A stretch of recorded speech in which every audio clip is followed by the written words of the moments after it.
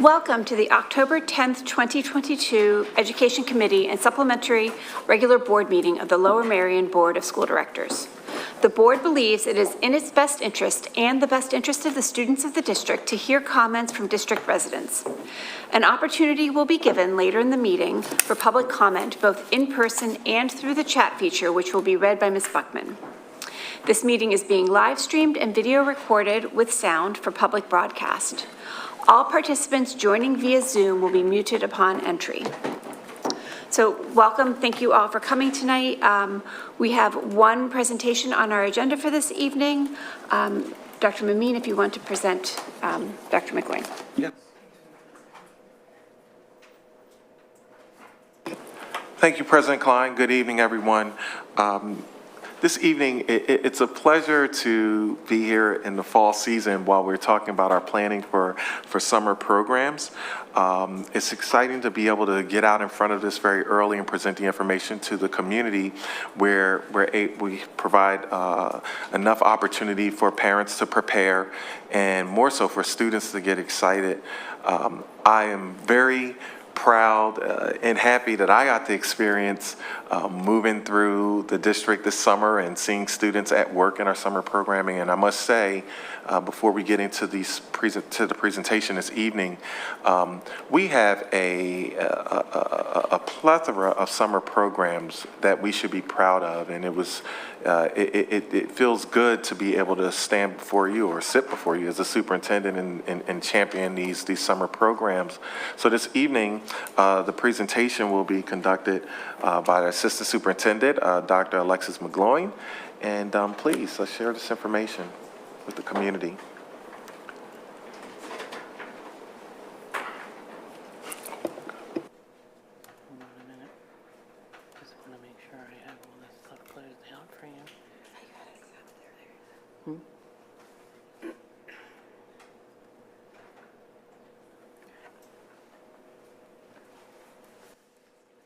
So thank you, Dr. Mameen. I think we should always start about the why that we do things, because that's really important. Why do we offer so many summer programs? And we do have a robust offering in the summer, but for a lot of reasons they happen, but often it's so that we're continuing to engage our students throughout the whole entire summer and keep them active in our school system. We enrich a lot of students, as you'll see through the presentation. There is actually a percentage at the end, and a lot of our students participate for enrichment purposes. Also, though, it strengthens our foundation. It allows us to help students transition from one grade to another and provide that base for them as they're entering our schools. So in 2002, just a couple real quick highlights. We continued ITOS this year. The numbers were smaller, as you're going to see, but we really feel like it was a valuable program. We added a new middle school girls STEM week, and that was crazy popular, so much that we had a waiting list for it. And we continued our summer MVP offering. In fact, the whole entire summer school this year was virtual. We had no in-person summer school. None of our students elected to be in person. So as I had stated just a little while ago about academic enrichment, really we're looking at 4 different buckets for our summer learning programs. Academic enrichment, we provide remediation for some students, a small percentage of our students in the district. We have accelerated learning opportunities for our students, and then we also support them in their transition from one grade to another or from one level to another. So you'll see like an 8th to 9th grade bridge program for our students to make sure that they feel success as they enter the high school. We're pretty proud of this number. It's the highest number that we've had in total since only the pandemic year was the one year we were higher, but we had over 1,700 students participate in summer programs in our school district this year. So that's a pretty impressive number, I feel like. And if you look at it from the perspective of where it relates to the past, you'll see that, like I said, it's the second highest number we've ever had. The only year we were higher was when we went into the pandemic. I remember we did a lot of summer tutoring because kids were not in school for those couple months. And so outside of that, we're the highest number that we've ever had. And really, we only had one new offering this year, so I consider that to be pretty robust and impressive. So I'm going to go through all of the different offerings that we have for the summer, and I'm just going to give you a highlight of each of those offerings. The first one I'm going to talk about is our SPIES program. SPIES has been in the district since 1993. It stands for Succeed, Progress, Improve, and Enjoy Your Summer. We had 239 students with us this summer for the SPIES program, and you could see it lasts most of the summer. It went from June until August, and we offer it to pre-K students through 5th grade. So we have students who haven't actually started in our district that attend this program. I think we had 2 classes full of students that were incoming kindergarten students, and it was their first experience in the district. They're my favorite to look at because they're these little tiny cute kids that just are excited to be with us. And so for SPIES, they receive instruction, daily literacy, daily math instruction, plus they have specials. They have specials like art and STEM. We bring in speakers and we bring in presentations for them as well. And so it's a really great offering that we have in the district. Next one is elementary STEM. You're going to notice that we actually offer STEM programming throughout all the grades. But elementary STEM has been around for a few years at this point. We had 94 students participate in this activity. At one point, I think when we were talking about STEM, it seemed like it was all science and technology. And so if you look up, you'll see that it's also art and makerspace. And so the pictures are my favorite because these show students this summer that were making prosthetic legs for different students. So you could see the leg on the one side with the student putting it on with his knee bent, and then you could see a line of the legs that they made. It was really neat, a really neat activity for our students. And this is always a big offering for us. So we had 94 students in that program in August. We also offer an English language development summer academy, and we offer it at 3 different grade levels in the elementary, the middle, and the high school. This year we had 30 students participate in that offering. We actually extended our high school offering this year because we had a lot of students that entered the district that were considered SLIFE students. And SLIFE students, it stands for students with limited or interrupted formal education. So there's students that maybe haven't been in school for a few years because of the circumstances that they have, or sometimes not even really in school that often, for a really extended period of time. And since we had so many of them at the high school level, we increased our offering at Lower Merion High School and offered that for several weeks for those students to provide that foundation for them as they continue into our school. One of the highlights for us is our math acceleration that we offer, and hopefully everybody has seen this more than once at this point in time. These are all the on-ramps and off-ramps that we offer for our summer math programs. And so we offered a math 5 to 6. We offered a math 6 to 7 or 7-8, and then we also offered a math 7 to summer math 8 to in an integrated 1 approach. And so they're skipping a grade level by doing these programs, and we had a total of 257 students participate in these offerings this summer to be able to accelerate. And so these are all acceleration options for us outside of the other options that we have for acceleration. Sorry. So the math bridge for rising 5th to 6th grade, it was virtual. In fact, you'll see that all of our actual bridge programs are virtual options. A virtual option in math 5th to 6th, we use ExactPath online to do that option, and it actually moves with the student, so it progresses with them, so it gets easier or harder depending on how they do.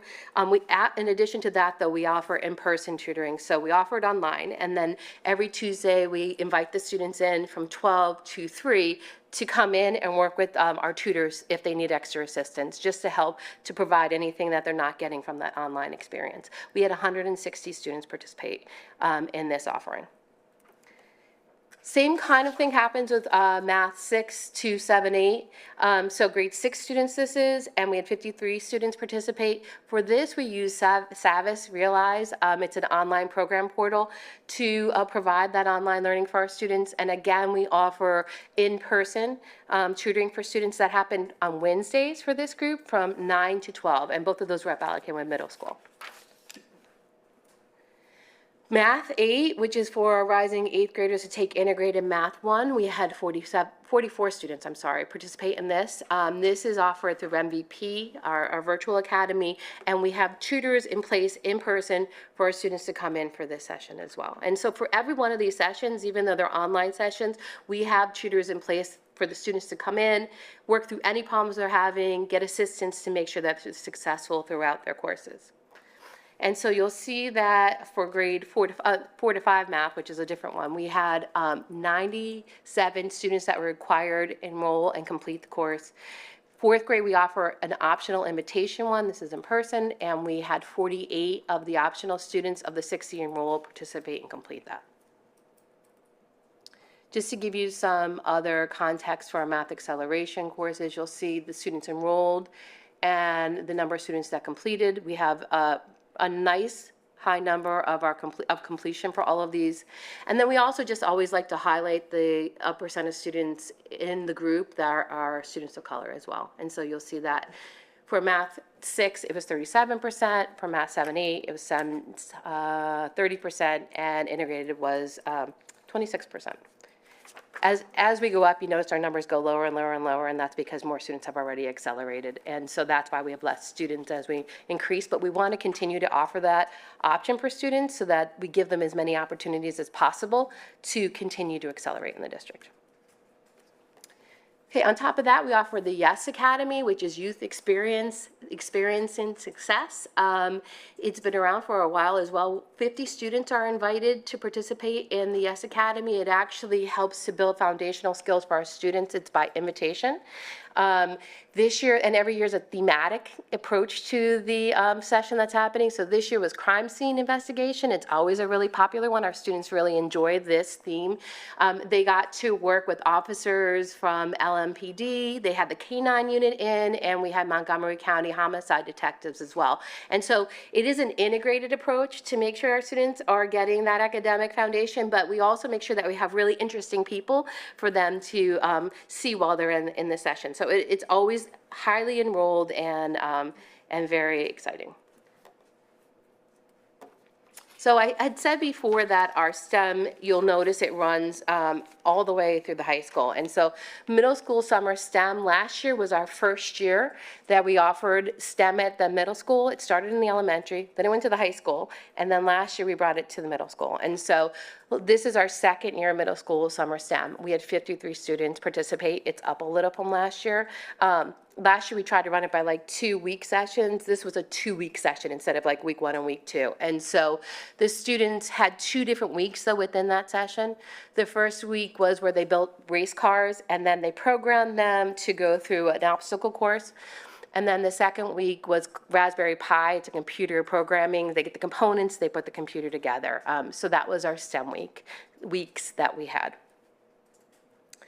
For the first time this summer, we offered middle school summer STEM for girls. We had 60 enroll, 56 came. We actually took 60, I should say, because we had a lot more than 60 students register. We just couldn't staff it, so we'll work on staffing for next year to make sure that we have enough. It was so popular, we didn't anticipate it becoming that popular. It was a really neat experience for the girls, and the makeup of the room was just great. It was just so diverse and neat, and the kids were all engaged. Nate Banto actually runs this program, the middle school girls, and he ran also the middle school summer STEM, and he was worried, he said, because he had so many kids participating that he was not going to be able to keep them entertained and in control. And he was amazed that I asked him, was there a difference between like the girls and the boys? And he was amazed that they were so attentive, so nice to each other, he said, and he didn't have to tell anybody to stop poking one another. So it was a great week for him. He said that it wasn't hard to take the 60 at all, and we're looking forward to maybe even growing that more because we had such a high number of students engaged in it. High School Jump Start began in 2016 with a total of 6 students, and this program was put in place to try to make sure that we have students moving through our higher level math and science classes, and so it really builds some foundation. It's not our summer STEM, it's really a jump start to help students prepare to take some higher level math, so like an integrated 3, an honors pre-calc, honors chem, APs, and the goal is that the students learn what they need or get some foundation before they go into these high-level classes. So that's what this is in place for. We had 22 students participate in this program this year, which we were really pleased with. ITOS, ITOS is our summer tutoring program that we ran for the middle school. You'll see the number's small this year, it's really small. We actually had more students sign up than participated. Last year we had like 58 students. This year we had more sign up, and then they just decided to go on vacation or go do something else. And so we don't want to get rid of this program because we really like what it does. It really isn't, it's not summer school where we're trying to remediate, but we're trying to instead provide foundations for students so they're successful moving forward when they weren't quite as successful the year before. And so we're going to regroup, and we're going to figure out how to make sure that we get that enrollment back up to where it was, because it's a great program and we want to make sure that it's utilized. But I did want to put it up there because we ran it, and the numbers weren't where we wanted it to be, but it's still something that happened in the district. So it was something for you to see. Going the wrong way. Secondary summer school. Secondary summer school had 583 students online this summer. It was a significant increase for us. Last year we had 306 students. Primarily the increase was due to health. Health is our most popular, every year. I've been here for 3. For all 3 years, this is definitely our most popular offering because it allows students to take other courses if they take this in the summer. Lucy and I had a conversation about this at CCOB because we have so many students in there. I'd like to see us try to bring it in-house if we can. We've just have to get to the point where we write the curriculum, and last year was difficult to do that with everything else happening. So I'm hopeful that maybe we could do that this year and make it more robust of an offering. It's MVP that's offering it, and not that there's anything necessarily wrong with MVP, but I think we would like to try to do it ourselves and see if we can't do better. It is really popular. We had 382 students take it, and that's up from like 208 last year. So that's where you see the big increase. It was through health. So most of our students took accelerated learning opportunities. We had a few of them take credit recovery, but primarily our students took summer school for acceleration, and so the next slide shows that. We had 546 students take 1 course for advancement and 13 students take 2 courses for advancement.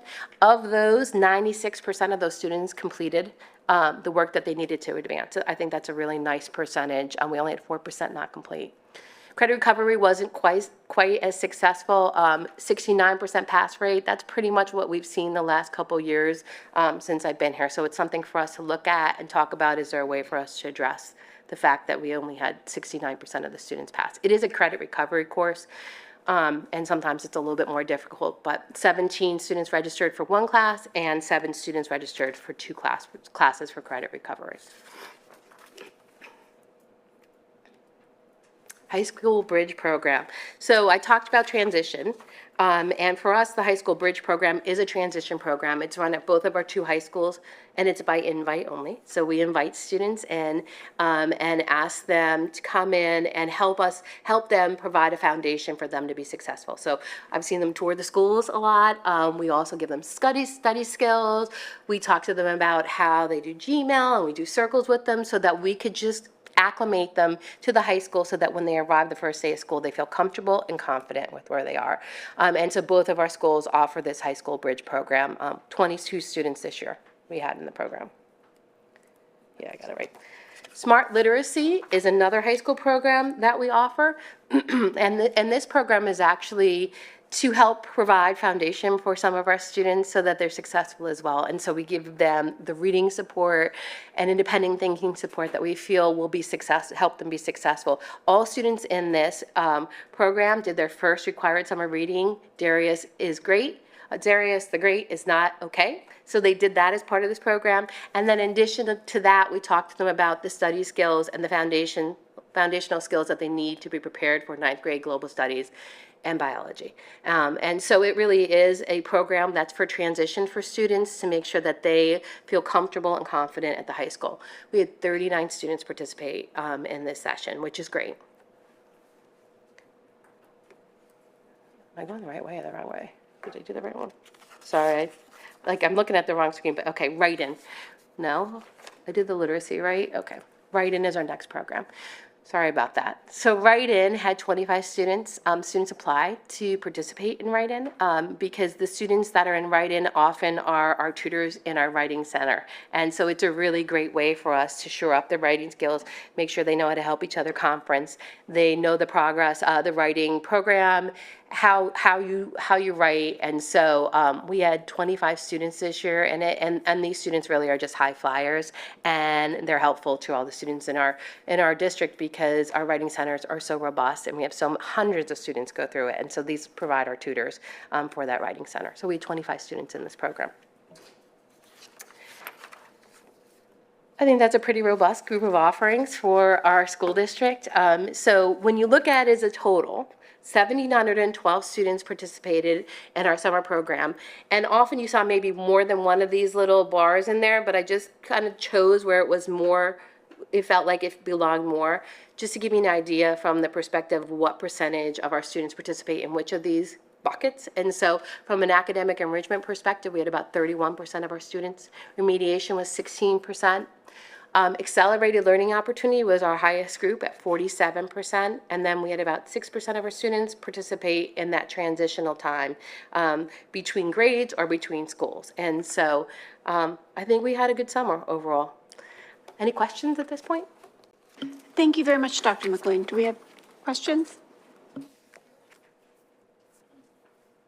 Thank you. I have one quick just statement and one question. So I know we've talked about this, and I just wanted to say it for the public, that the Girls STEM program was open to also to trans and non-binary students, and that there's been a lot of welcoming in that situation. And so it was the expansive definition of girls. And I appreciate all the sort of welcoming stuff that we do for all our kids in the district.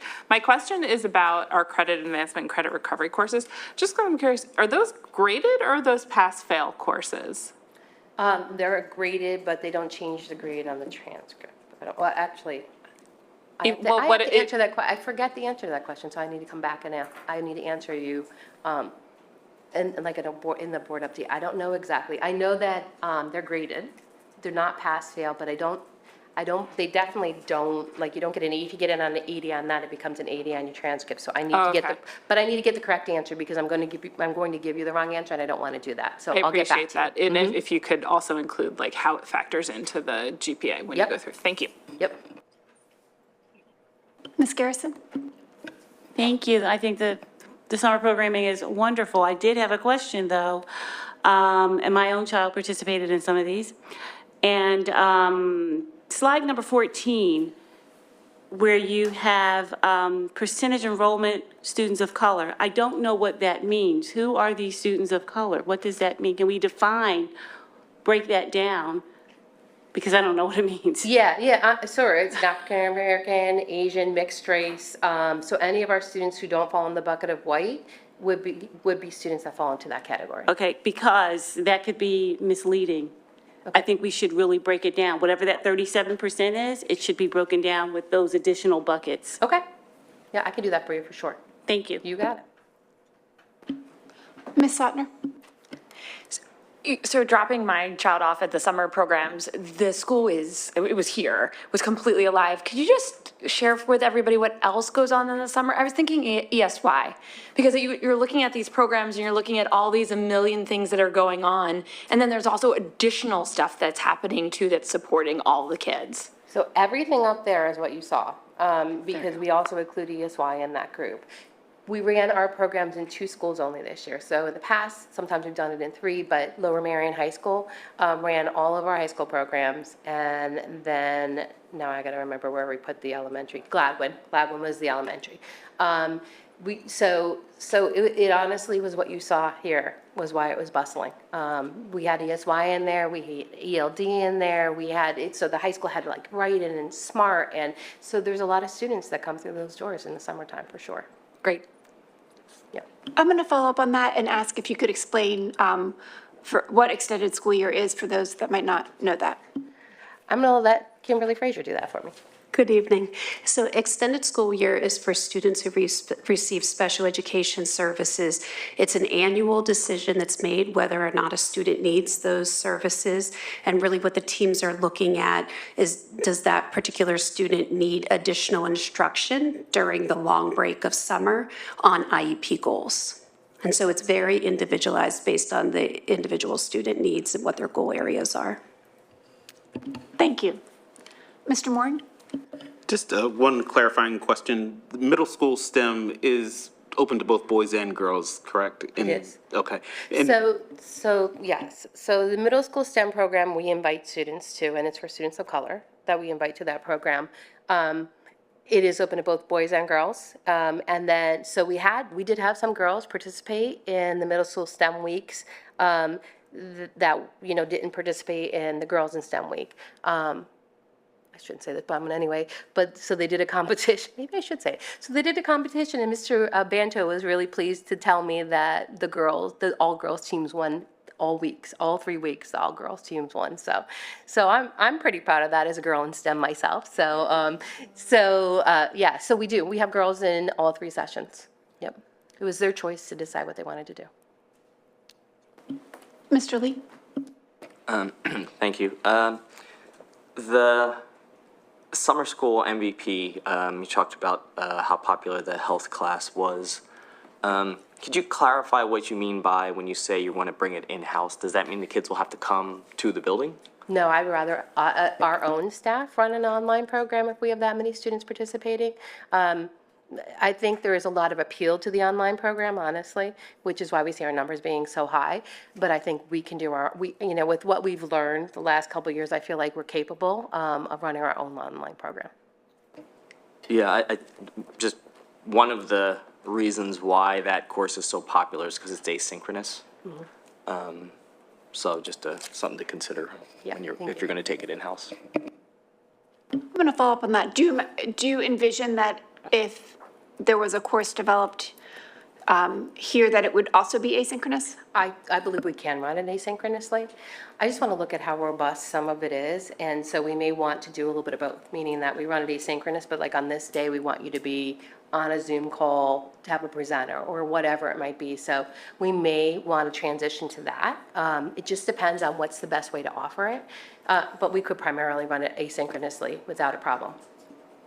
Yeah, just, a number of kids that I know worked full-time Yeah. and took that course asynchronously. So if you do have days when they need to be online at a certain time, that might affect their summer plans. Sure. Appreciate that. Yeah, I appreciate that feedback. I said that at the curriculum committee meeting, but I'm a huge supporter of the idea of bringing it in-house. I think that our health program that we have in the schools is very robust, and I think it's a better program than the one that MVP offers, so I think it would be really terrific if we were able to do that. But I will put out there, because I think, I also worry a little bit with so many kids taking health over the summer, because sometimes I think the benefit of it, for those that might not have high school kids, the benefit of it is that it opens up a slot during the school year where you can sign up for another class, which is great in the terms of, sort of students choosing and being able to expand what they're taking and having more flexibility in their coursework, but it also leads to a lot of kids taking extra classes and getting very stressed out. So I think that there's a balance there. And so I just want to point that out because I think that happens a lot, and I just think it's important to acknowledge when those tensions exist. But again, I'm a huge supporter of bringing that in-house. Yep, thank you. Ms. Garrison? I just wanted to know, what would be, let's say, 3 advantages to doing it in-house versus what we're currently doing? Yeah, we have total control over the curriculum, whereas MVP writes the curriculum, and we're able to we adapt it, or we say we want this or that out, but it's our curriculum and it's total control. Our teachers teaching it is an advantage as well. I always believe our own staff is an advantage no matter what, because we have that touch point that students actually know the person, and the teacher it's easier to contact the students when they know who the students are, or they're one of our own employees. And so all of those reasons for me are really big reasons. And honestly, I think we probably could do a better job because I feel very confident in our own staff. Not that I don't think MVP works. There's no doubt about it. We use it, and I do think it works. But I think our staff does a tremendous job. Would there be any financial savings? It probably costs a little bit more money, so that's what I have to be able to look at, yeah. Ms. Schaffmeister? Yeah, I wanted to add to that, with MVP too, it's one style of learner who does well at that. When I see your remedial, I'm thinking it might be part of that problem. And some of the complaints I've heard is the flicker of the speed of rates of the videos they use for kids with some sensory issues have had problems with those videos. Yeah. So it would be nice to have something in-house and have some control over it. For the speed, it would. It's still going to be the same style of learning, so I don't want to pretend that that would change because asynchronous learning it's difficult for a lot of kids or a lot of adults, not even just kids. I always feel like it's incumbent on us to make sure that students get some kind of asynchronous experience or synchronous experience because when they get to college, we all know that a lot of kids are taking online classes. We all do webinars. We do, so having the ability to function in that is important, but it's an independent learning type of experience when you're talking about an asynchronous process. So even if we're running it ourselves, it's still asynchronous. What I feel like it gives us the ability to do is have our people check up where they know who they are, and they may have had the teacher before even, or at least they heard about the teacher, and that just gives you that little connection. But it still is that kind of learning style no matter which way, whether it's us or MVP. But we can't slow videos down. But there's a right way to do it and a wrong way, and I Absolutely. think we could do it the right way. I agree. Yep. Great. Thank you so much, Dr. McGloin. Appreciate the presentation and the responses. So at this time, we do not have any additional agenda items to add on to the agenda, so we will move to audience recognition. At this time, Ms. LaPera will open the chat feature, and you will see a 10-minute timer appear on your screen if you're at home. You can submit your comments and/or questions via the chat feature. Please be sure to begin with your full name and where you reside within the district, and again, that's just sort of neighborhood is fine. You don't need exact address, but important for that information to be shared for your comment to be read. And Ms. LaPera, do we have any in-person comments for tonight's meeting?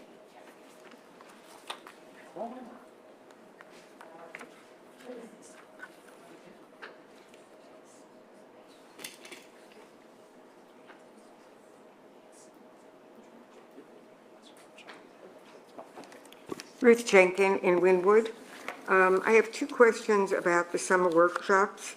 Number one, is there transportation for students who do not have rides and whose parents are working full-time? And number two is the cost of summer school. What are the costs for each of these programs? That's my question. So we provide transportation for all the students for summer programming, all of them, which is wonderful that we're able to do that for our students, but everybody. What did you say? We provide transportation for everybody for summer programs. You provide what? Transportation. Transportation. Yep. Yeah. Sorry. Costs vary, like sometimes they're free. We subsidize any free and reduced lunch student. Even with our acceleration at MVP, we pay for any student that needs assistance. Some of them are free, and then some of them cost, and it just varies. It varies depending on what we're talking about. And off the top of my head, I don't know each of the individual costs, but it does vary. SPIES has a cost to it, although the ESSER grant has picked up most of that the last couple of years. ESSER has also paid for every other one of our summer programs this year, with the exception of the acceleration program. Everything else was covered by grant funds. With the exception of extended school year. Extended school year is at no cost for families because it's required based on a student's IEP, and that is through the special education budget. One other thing is this a half-day program, these half-days, or are they full days? So if you look at the presentation, you'll see the hours for each of those. They vary depending on the program. Thank you. Thank you. That was the only in-person comment tonight, but we have some coming in. If you want Ms. Buckman to start. Yes, if you could please start, that would be great, Ms. Buckman. Good evening. The first comment is from Michelle McGill of Ballackinwood. I would like for someone to help me understand why LMSD continues to provide charts that point out minority students as a separate category. An example would be the slide this evening that has a category titled Students of Color. If you continue to decide to add race to these slides, I think it is appropriate to use a graph that represents all children in the district. The next comment is from Diana Rogovich of Marion Station. So if I understand it correctly, there is STEM for students of color, and then there is STEM for girls. So my son would not have an opportunity to participate in either because he is Caucasian and a boy. How is it equitable to completely exclude a group of students? Thank you in advance.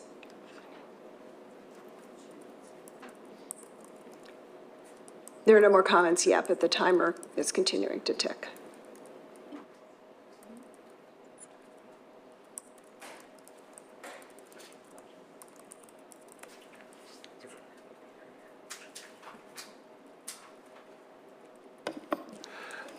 Since we have time and we're waiting for the ticker to end, Dr. McGlynn, can we talk about the STEM for girls and the STEM for students of color more deeply?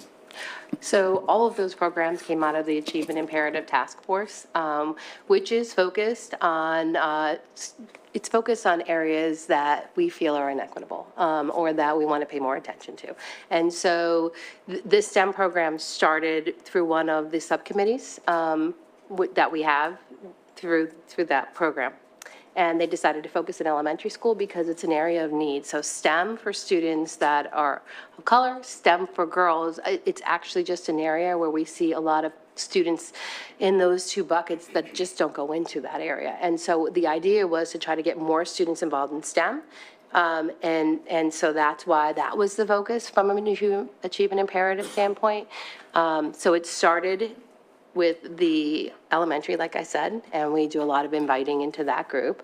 And then it went to the high school next, and then we added middle school last. And then we went to girls this summer because we see our numbers being extraordinarily small, not necessarily in our high-level math, but like when you look at like a tech ed, like a STEM kind of tech ed or computers program, they're really small. And we also heard from a lot of girls that they feel that we need to focus more on them as well. And so that's why girls were added in this group. But, you know, when we talk about equity, we talk about what students need.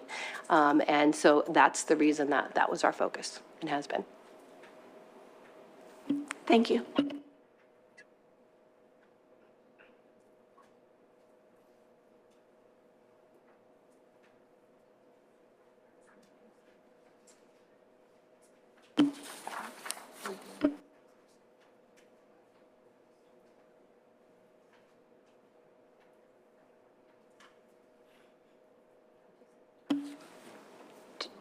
Oh, I was just going to read the upcoming meeting dates while we were waiting to allow more people to submit online comments if they wanted. Next Monday night is our regular business board meeting. It'll be at 8 p.m. here in the boardroom. Sorry, I did send you a text. It's not in the boardroom next Oh, Monday. you're correct. It's over at the Lower Marion High School in the auditorium for Yes. the National Merit. Yep. Sorry about that. Next Monday night's meeting is in Lower Marion High School's auditorium. It is the recognition for the National Merit semifinalists and commended students. Every October board meeting is there. This week, October 13th, is the Facilities and Purchasing Committee meeting. That'll be at 8:30 a.m. here. And on October 26th is the Ad Hoc Committee for Equity and Anti-Racism. That'll be at 7 p.m.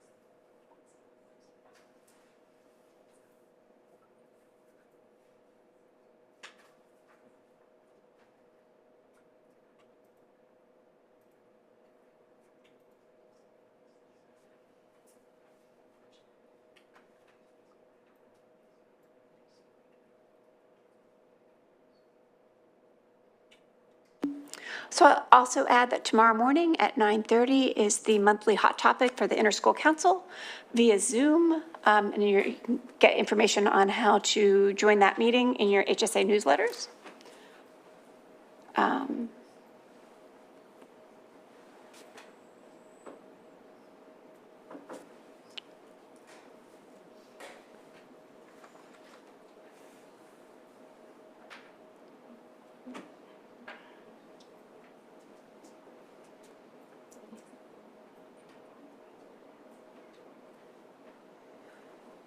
Also, tomorrow in the evening is the second part of the Committee for Special Education's educational series, Advocacy 101, Part 2, Understanding the Evaluation and Reevaluation Process.